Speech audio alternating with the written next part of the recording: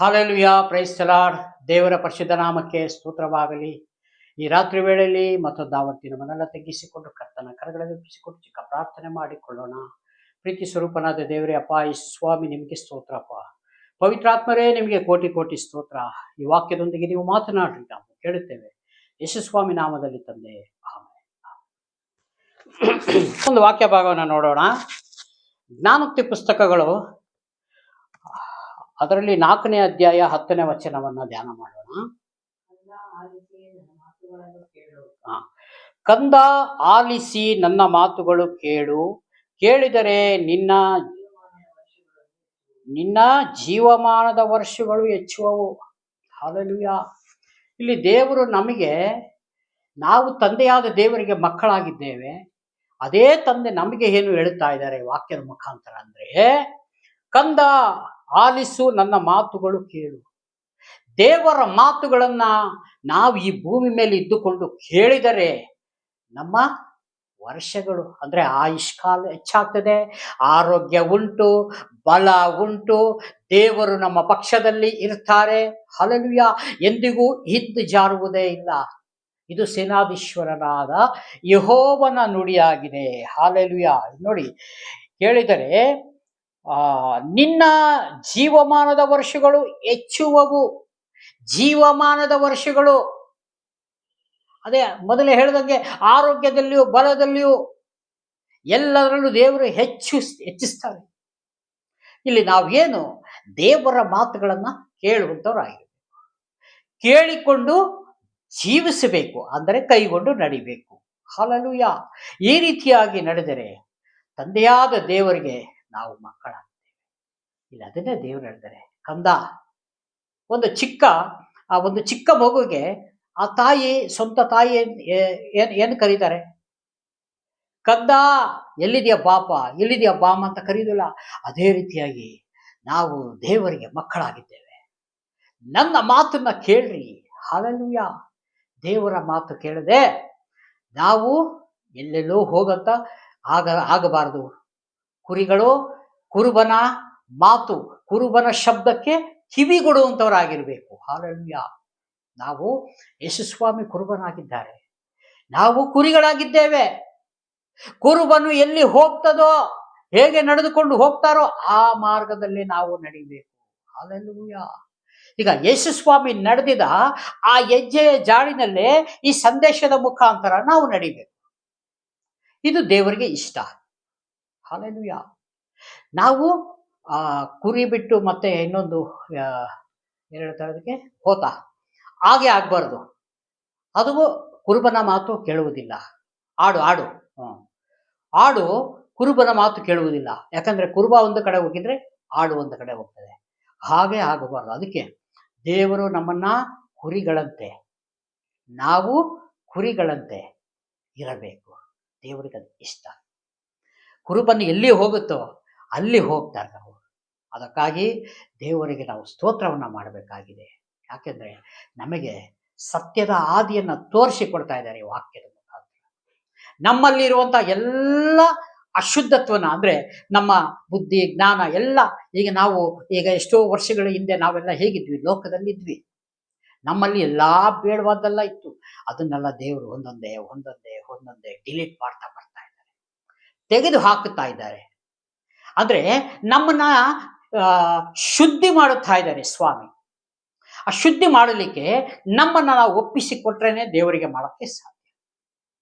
ಯಾಕೆಂದ್ರೆ ದೇವರ ವಾಕ್ಯ ಹೇಳ್ತದೆ, ಬಲವಂತವಾಗಿ ಯಾರನ್ನು ದೇವರ ರಾಜ್ಯಕ್ಕೆ ಕರೆಯೋದಿಲ್ಲ. ನಮಗೆ ಒಪ್ಪಿಸಿಕೊಟ್ರೆ ದೇವರು ಕಾರ್ಯ ಮಾಡ್ತಾರೆ. ಪವಿತ್ರಾತ್ಮರು ನಮ್ಮ ಒಳಗೆ ಬಂದಾಗ ನಾವು ಯಾವುದಕ್ಕೂ ಹೋಗುವುದಿಲ್ಲ, ನೀತಿ ಮಾರ್ಗದಲ್ಲೇ ನಡೀತೇವೆ. ಇದು ಖಂಡಿತ. ಇದು ಯಾಕಂದ್ರೆ ಮನುಷ್ಯನ ಮಾತು ಸ್ವಲ್ಪ ಆ ಕಡೆ ಆಗ್ಬೋದು, ಆದರೆ ದೇವರ ಹಾಗಲ್ಲ. ದೇವರ ಒಂದು ಮಾತೆ. ಹಾಗಾಗಿ ದೇವರ ಮಾತಿಗೆ ನಾವು ಕುರಿಗಳಂತೆ ಲಾಲಿಸಬೇಕು. ಹಲ್ಲೆಲೂಯಾ. ಅದರಂತೆ ನಡಿಬೇಕು, ಜೀವಿಸಬೇಕು ಈ ಭೂಮಿ ಮೇಲೆ. ಕೆಳಗಡೆ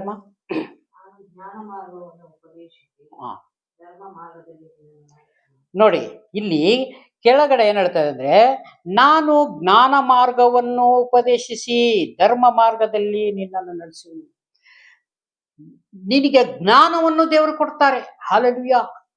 ಆ ಜ್ಞಾನ ಕೊಟ್ಟು ಜ್ಞಾನದ ಮಾರ್ಗದಲ್ಲಿ ನಡೆಸುವಂತವರಾಗಿರ್ತಾರೆ. ಇಲ್ಲಿ ನಮಗೆ ನೋಡ್ಲಿಕ್ಕೆ ಎಲ್ಲ ಸರಿಯಾಗಿ ಕಾಣ್ತದೆ.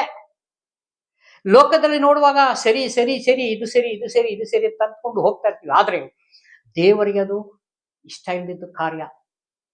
ನಮಗೆ ಸರಿ ಇರ್ತದೆ, ದೇವರಿಗೆ ಸರಿ ಇರುವುದಿಲ್ಲ. ಯಾಕಂದ್ರೆ ನಾವು ಮತ್ತಾಯನ ಬರೆದ ಸುವಾರ್ತೆ ನೋಡುವಾಗ ಗೊತ್ತಾಗ್ತದೆ. 7ನೇ ಅಧ್ಯಾಯದಲ್ಲಿ 20-21ನೇ ವಚನದಲ್ಲಿ ಹೇಳ್ತದೆ, ಆ ದಿನಗಳಲ್ಲಿ ಸ್ವಾಮಿ ಸ್ವಾಮಿ ಅಂತ ಹೇಳಿದವರೆಲ್ಲ ಪರಲೋಕ ರಾಜ್ಯ ಸೇರುವುದಿಲ್ಲ. ಹಲ್ಲೆಲೂಯಾ. ಎಷ್ಟೋ ಜನ ಅವಾಗ ನನಗೆ ಕೇಳ್ತಾರೆ, ಏನ್ ಸ್ವಾಮಿ ಈ ತರ ಹೇಳಿಬಿಟ್ರಿ ನೀವು? ನಾನು ನಿಮ್ಮ ಹೆಸರಿನಲ್ಲಿ ಮಹತ್ ಕಾರ್ಯ ಮಾಡಿದೆ, ನಿಮ್ಮ ಹೆಸರಿನಲ್ಲಿ ಬೋಧನೆ ಮಾಡಿದೆ, ನಿಮ್ಮ ಹೆಸರಿನಲ್ಲಿ ದೆವ್ವಗಳನ್ನ ಬಿಡಿಸಿದೆ, ನಿಮ್ಮ ಹೆಸರಿನಲ್ಲಿ ಅನೇಕ ಮಹತ್ ಕಾರ್ಯಗಳನ್ನ ಮಾಡಿದೆ. ಹಲ್ಲೆಲೂಯಾ. ಆದ್ರೆ ದೇವರು ಹೇಳ್ತಾರೆ, ಸ್ವಾಮಿ ಹೇಳ್ತಾರೆ, ಧರ್ಮವನ್ನು ಮೀರಿ ನಡೆದವರೇ ನನ್ನಿಂದ ತೊಲಗಿ ಹೋಗಿರಿ ಅಂತ ಎಲ್ಲರ ಮುಂದೆ ಹೇಳಿಬಿಡ್ತೇನೆ. ಯಾಕೆ? ಪರಲೋಕದ ತಂದೆಯ ಚಿತ್ತವನ್ನ ನೀ ಮಾಡಿದ್ಯಾ ಅಂತ. ಇವತ್ತು ಹಾಗೇನೆ ಇಲ್ಲಿ ನಮಗೆ ನೋಡಕ್ಕೆ ಭೂಮಿ ಮೇಲೆಲ್ಲ ಸರಿ ಅನ್ನಿಸ್ಬೋದು. ನಾನು ಸರಿಯಾಗಿ ದೇವ್ರ ವಾಕ್ಯನ ಸಾರ್ತಾ ಇದ್ದೇನೆ, ನಾನು ಸರಿಯಾಗಿ ನಡೆಸ್ತಾ ಇದ್ದೇನೆ, ನಾನು ಸರಿಯಾಗಿದ್ದೇನೆ. ಹಲ್ಲೆಲೂಯಾ. ಪ್ರತಿ ದಿವಸ ಪ್ರತಿ ಗಂಟೆ ನಾವು ಚೆಕ್ ಮಾಡ್ಕೋಬೇಕು ನಮ್ಮನ್ನ. ದೇವರೇ, ನನ್ನ ಮನಸ್ಸು ಶುದ್ಧವಾಗಿದೆಯಾ ಸ್ವಾಮಿ? ನಾನು ನಡೆಯುವಂಥ ಮಾರ್ಗ ಸರಿ ಇದೆಯಾ ದೇವರೇ? ದೇವರೇ, ನನಗೆ ಯಾಕೆಂದ್ರೆ ಭೂಮಿ ಮೇಲೆ ಕನ್ಫ್ಯೂಷನ್ ಆಗಿದ್ದೀನಿ, ನನಗೆ ತುಂಬಾ ಆ ಕಡೆ ಆಗ್ತದೆ, ನೀವೇ ನನಗೆ ನೀತಿ ಮಾರ್ಗವನ್ನು ತೋರಿಸು ಅಂತ ಹೇಳಿದ್ರೆ ದೇವರಾತ್ಮ ನಡೆಸಿಕೊಡ್ತಾರೆ. ಯಾಕಂದ್ರೆ ಇಷ್ಟೆಲ್ಲ ಮಾಡಿಬಿಟ್ಟು ಲಾಸ್ಟಿಗೆ ದೇವರ ರಾಜ್ಯ ಸಿಕ್ಕಿಲ್ಲ ಅಂದ್ರೆ ಬಹಳ ಅದಕ್ಕಿಂತ ನಷ್ಟ ಮತ್ತೊಂದಿಲ್ಲ. ಅದಕ್ಕಾಗಿ ಇಲ್ಲಿ ದೇವರ ವಾಕ್ಯ ಹೀಗೆ ಹೇಳ್ತದೆ, ನಾನು ಜ್ಞಾನ ಮಾರ್ಗವನ್ನು ಉಪದೇಶಿಸಿ. ಜ್ಞಾನ ಮಾರ್ಗ, ದೇವರ ಜ್ಞಾನ ಮಾರ್ಗವನ್ನು ಉಪದೇಶಿಸಿ ಧರ್ಮ ಮಾರ್ಗದಲ್ಲಿ ನಿನ್ನ ನಡೆಸುವೆನು. ಧರ್ಮ ಮಾರ್ಗ, ಅಧರ್ಮ ಅಲ್ಲ. ಈ ಲೋಕದಲ್ಲಿ ಇರುವಂಥವು ಎಲ್ಲ ನಾವೇನ್ ಮಾಡ್ತೀವಿ? ಸರಿ ಸರಿ ಸರಿ ಅಂದ್ಕೊಂಡು ಹೋಗಿರ್ತೀವಿ. ಆದ್ರೆ ನಮಗೆ ತಿಳಿಯದೆ ಹೆಚ್ಚು ಕಮ್ಮಿ ಮೋಸ ಹೋಗಿರ್ತೇವೆ. ಸ್ವಲ್ಪ ಅಲ್ಲ, ಆಮೇಲೆ ಸರಿ ಮಾಡ್ಕೊಳ್ಳೋಣ, ಹಾಗೆ ಆಗ್ಬಾರ್ದು. ಅದಕ್ಕೆ ಧರ್ಮ ಮಾರ್ಗದಲ್ಲಿ ನಡೆಸುವಂಥವ್ರು ದೇವರಾಗಿರ್ತಾರೆ. ಆ ದೇವರನ್ನ ನಾವು ಯಾವಾಗಲೂ ನಾವು ಇಲ್ಲಿಟ್ಕೊಂಡು ಪ್ರಾರ್ಥನೆ ಮಾಡಬೇಕು. ನಮ್ಮ ಒಳಗಡೆ ಇಟ್ಟುಕೊಳ್ಬೇಕು ದೇವರನ್ನ. ಪವಿತ್ರಾತ್ಮರೇ, ನಮ್ಮ ಒಳಗಡೆ ಬಾ ಸ್ವಾಮಿ, ನನ್ನ ಕುಟುಂಬವನ್ನ ನೀನು ಆಳ್ವಿಕೆ ಮಾಡು ದೇವರೇ. ಹಲ್ಲೆಲೂಯಾ. ನಮ್ಮ ಮನೆಯ, ನಮ್ಮ ಕುಟುಂಬದ ಯಜಮಾನರು ನೀವು ಸ್ವಾಮಿ ಎಂಬುದಾಗಿ ಪ್ರತಿ ದಿವಸ ಪ್ರಾರ್ಥನೆ ಮಾಡಿ ನಾವು ಪವಿತ್ರಾತ್ಮರನ್ನ ನಮ್ಮ ಒಳಗೆ ಇಟ್ಕೊಳ್ಬೇಕು. ಹಲ್ಲೆಲೂಯಾ.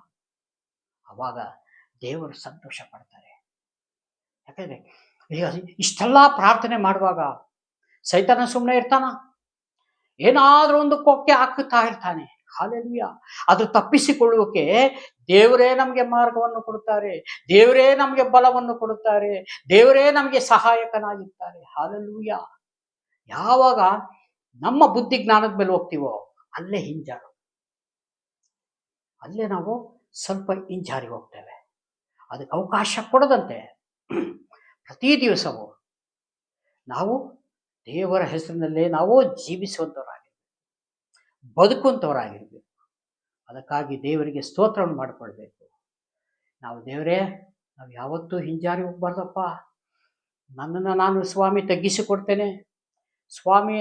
ನೀವು ವಾಕ್ಯದ ಪ್ರಕಾರ ಯಾರು ತಗ್ಗಿಸಿಕೊಳ್ತಾನೋ ಅವನು ಹೆಚ್ಚಿಸಲ್ಪಡುವನು ಅಂತ ಸ್ವಾಮಿ ನೀವೇ ಹೇಳಿದಿರಲ್ಲಪ್ಪ. ನಾವೆಲ್ಲ ವಿಷಯಗಳನ್ನು ತಗ್ಗಿಸಿಕೊಳ್ತೇನೆ ಸ್ವಾಮಿ. ನಾವು ಹೆಚ್ಚಿಸ್ಕೊಳ್ಳೋಕ್ಕಲ್ಲ, ನಾವು ಹೆಚ್ಚಿಗೆ ಮಾಡ್ಕೊಳ್ಳೋಕೆ ನಮ್ಮಲ್ಲಿ ಏನೂ ಇಲ್ಲ ದೇವ್ರೆ. ನಮ್ಮಲ್ಲಿ ನೋಡಿದಾಗ ಏನೂ ಇಲ್ಲ, ಎಲ್ಲ ನಿಮ್ಮ ಹೆಸರಿನ ಮೇಲೆ ನಾವು ಬದುಕಬೇಕೆ ಹೊರತು ನಮಗೆ ನಾವು ಹೊಗಳಿಕೊಳ್ಳಿಕ್ಕೆ ಏನೂ ಇಲ್ಲ ಸ್ವಾಮಿ ಎಂಬುದಾಗಿ. ಯಾಕೆಂದ್ರೆ ಯೇಸುಸ್ವಾಮಿ ತನ್ನನ್ನು ತಾನು ಬರಿದು ಮಾಡಿಕೊಂಡು ದಾಸನ ರೂಪ ತಾಳಿಕೊಂಡು ಬಂದ ಅಂತ ದೇವರ ವಾಕ್ಯ ಹೇಳ್ತದೆ. ಅಂಥ ದೇವರು ನಮಗಾಗಿ ಬಂದಿರುವಾಗ ನಾವು ಹೇಗೆ ಹೆಚ್ಚಿಸ್ಕೊಳ್ಳೋಕ್ಕಾಗ್ತದೆ? ಪ್ರಿಯನಾದ ಸಹೋದರ, ಆಕಾಶ ಭೂಮಿಯನ್ನು ಒಂದು ಮಾತಿನ ಮೇಲೆ ನಿರ್ಮಾಣ ಮಾಡಿದಾರಲ್ಲ, ಅವರೇ ಧರೆಗೆ ಇಳಿದು ಬಂದಿದ್ದಾರೆ, ಅವರೇ ಈ ಭೂಮಿಗೆ ಬಂದಿದ್ದಾರೆ.